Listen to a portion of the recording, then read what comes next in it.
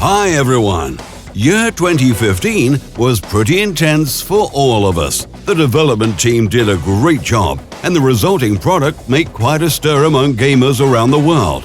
Now, as we enter 2016, we are picking up steam and ready to share some of our plans.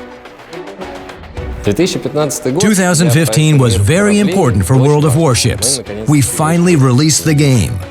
What will 2016 bring us? In 2016, we want to concentrate on the things that our players ask for the most. There are three main things. The first is team gameplay and team interaction. The second is weather effects. And the third is submarines. One thing is for sure, there won't be any submarines. However, we'll do our best to introduce weather effects and better team interaction this year. Our audience keeps asking for some kind of team gameplay.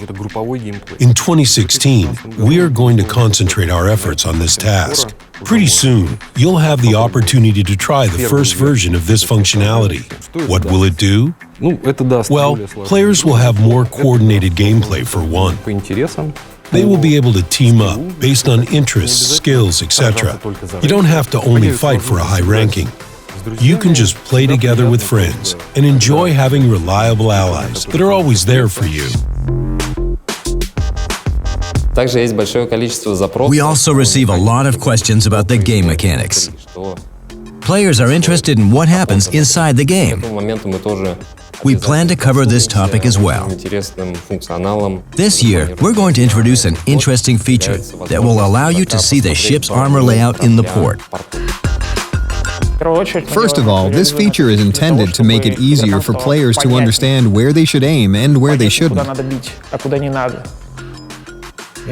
I don't think it's a secret that the visual component of a ship is just its visual representation. This means that the physics of a shell hitting a ship are calculated based on a completely different model, which players don't see. Before, people used some cunning tricks to extract these armor meshes from the game client and then shared them on third-party websites. Now it's all going to be officially supported and displayed right in the game client. You launch the game, select a ship, click a button, and see the armor as it is. The entire armor model is at your disposal. You can view the armor's thickness. You can see the internal armor. You can learn which parts of the ship are important and which ones are not. And this understanding influences game tactics. If you see that a certain part of your ship is well armored, you can try to turn this side towards enemy fire.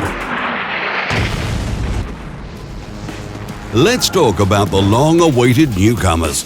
The epic confrontation of Japan and the US in the Pacific during World War II favored the creation of a large number of different warships by both countries. These two nations are represented by a large and diverse fleet in World of Warships. However, other countries built unique warships as well, which also entered the world's naval history. Our virtual shipyard works at full capacity, and this year we will add reinforcements to the in-game fleet.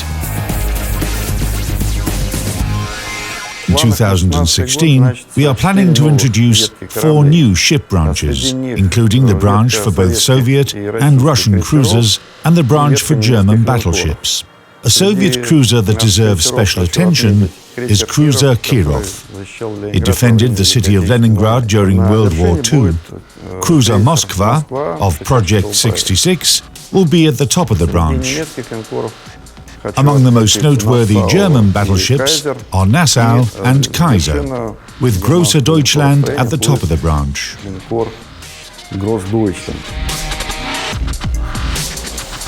In 2016, a new tech tree will be added to the game. For now, I can only say we're considering a number of candidates from Great Britain to Australia. Naturally, the entry of new ship branches will gradually change gameplay. Tactics will change. New solutions to challenges, new ships, and new tactics will present themselves. Plus, we're planning to add small improvements to the game. These additional features will help players make their tactics more varied and maybe try some new tricks. They will be able to fine-tune their ships according to their playstyle.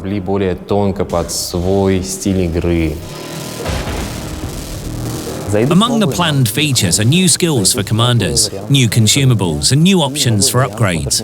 What's more, there will be individual upgrades for specific ships. Shortly, we will introduce changes to anti-aircraft defenses. We're planning to provide our players with broader opportunities for team cooperation so that teammates can cover each other. This way, we hope to encourage players on both sides to do their best in exercising their team skills. Aircraft carriers won't be left behind either.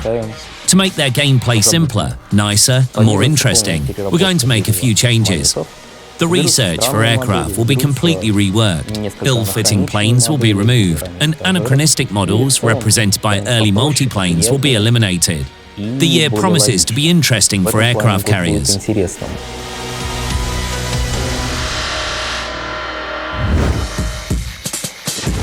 One of the exciting elements we're planning to add this year is weather. I can promise you it will be spectacular. The way in which weather could influence gameplay brings up quite a sensitive question. Right now we're experimenting and considering what we can do. Since weather has an element of haphazardness to it, it's unlikely that it will affect gameplay too much. But it will certainly make it more spectacular and immersive.